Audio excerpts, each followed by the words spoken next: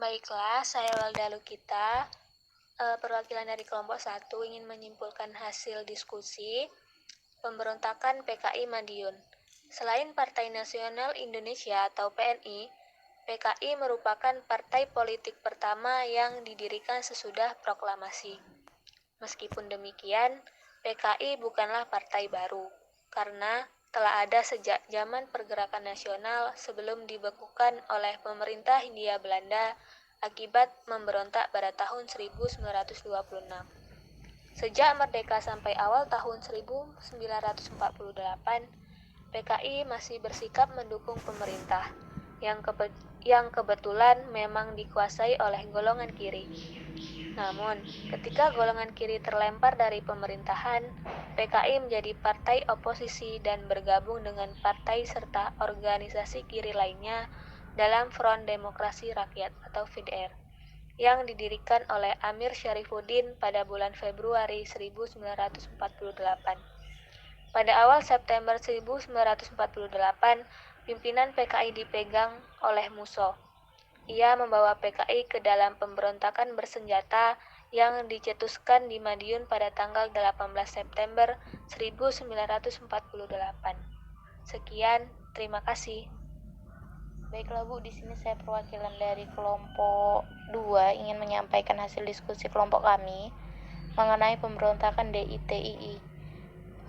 Latar belakang dari pemberontakan ini sendiri bermula dari sebuah gerakan di Jawa Barat yang dipimpin oleh SM Kartosuwiryo yang merupakan tokoh dari Partai Sarekat Islam Indonesia atau PSII.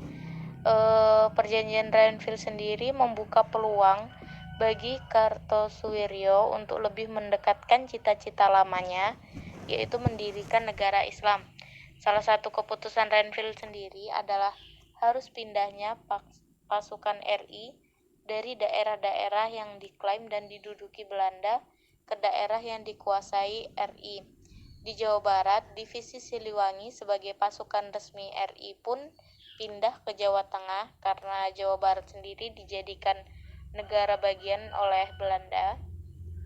Akan tetapi laskar bersenjata Hizbullah dan Sabilillah yang telah berdiri di bawah pengaruh Kartosuwiryo tidak bersedia pindah, malah mereka membentuk Tentara Islam Indonesia atau TII. Vakum atau kosongnya kekuasaan Republik Indonesia di Jawa Barat segera dimanfaatkan oleh Kartosuwiryo. Meskipun awalnya ia memimpin perjuangan melawan Belanda dalam rangka menunjang perjuangan Republik Indonesia, namun akhirnya perjuangan tersebut beralih menjadi perjuangan untuk merealisasikan cita-citanya. Kemudian ia pun menyatakan pembentukan Darul Islam atau Negara Islam atau DI dengan dukungan dari Tentara Islam Indonesia sendiri di Jawa Barat pada Agustus tahun 1948. Sekian Bu penjelasan dari kelompok kami. Baiklah, di sini saya perwakilan dari kelompok 3 akan mempresentasikan hasil diskusi kelompok kami, yaitu tentang peristiwa Andi Aziz. Seperti halnya pemberontakan ABRA di Bandung, peristiwa Andi Aziz ini berawal dari tuntutan Kapten Andi Aziz dan pasukannya yang berasal dari Kanil, pasukan Belanda di Indonesia. Nah, terhadap pemerintah di Indonesia agar hanya mereka yang dijadikan pasukan ABRIS di negara Indonesia Timur atau NIT. Ketika akhirnya tentara Indonesia benar-benar didatangkan ke Sulawesi Selatan dengan tujuan memelihara keamanan, hal ini menyulut 24 kelas 12 SMA ketidakpuasan di kalangan pasukan Andi Aziz. Ada kekhawatiran dari kalangan tentara Kanil bahwa mereka akan diperlakukan secara diskriminatif oleh pemimpin APRI atau TNI. Nah, pasukan KNIL di bawah pimpinan Andi Aziz ini kemudian bereaksi dan menduduki beberapa tempat penting, bahkan menawan Panglima Teritorium atau wilayah Indonesia Timur. Pemerintah pun bertindak tegas dengan mengirim pasukan di bawah pemimpinan Kolonel Alex Kawilarang. Sekian Bu, hasil diskusi kelompok 3. Terima kasih.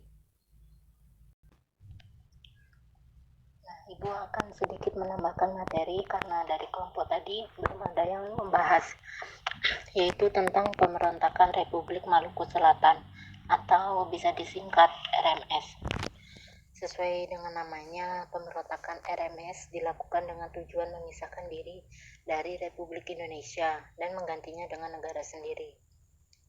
Diproklamasikan oleh mantan Jaksa Agung Negara Indonesia Timur yaitu Sumokil pada April 1950. RMS didukung oleh mantan pasukan Kenil. Upaya penyelesaian secara damai awalnya dilakukan oleh pemerintah Indonesia yang mengutus Dr. Leimena untuk berunding.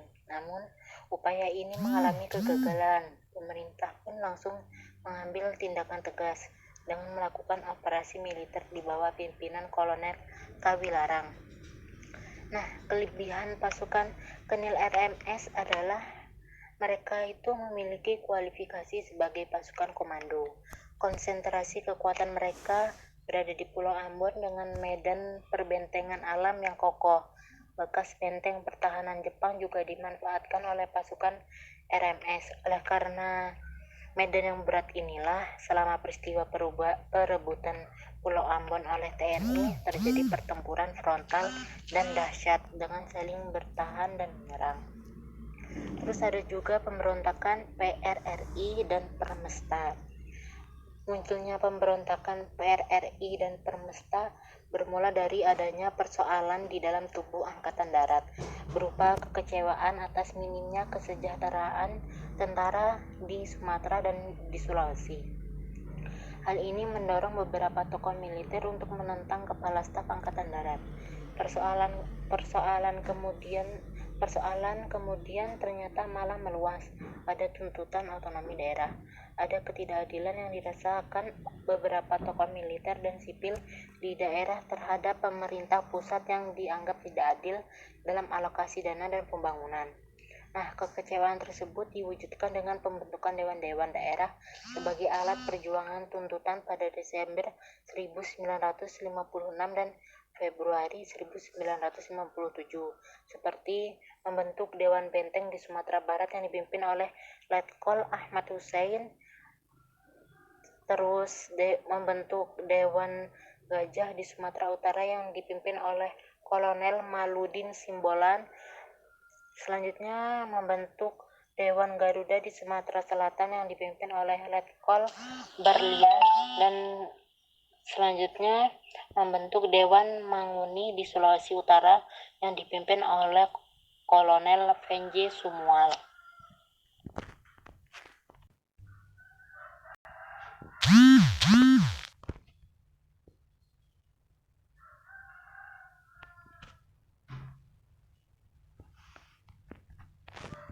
Baik Bu, saya akan menyimpulkan pembelajaran pada siang hari ini.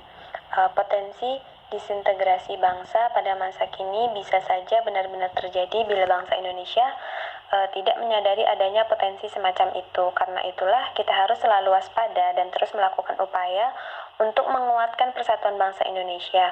Sejarah Indonesia telah menunjukkan bahwa proses disintegrasi sangat merugikan. Antara tahun 1948 sampai 1965 saja gejolak yang timbul karena persoalan ideologi, kepentingan atau berkait dengan sistem pemerintahan telah berakibat pada banyaknya kerugian fisik, materi, mental, dan tenaga bangsa.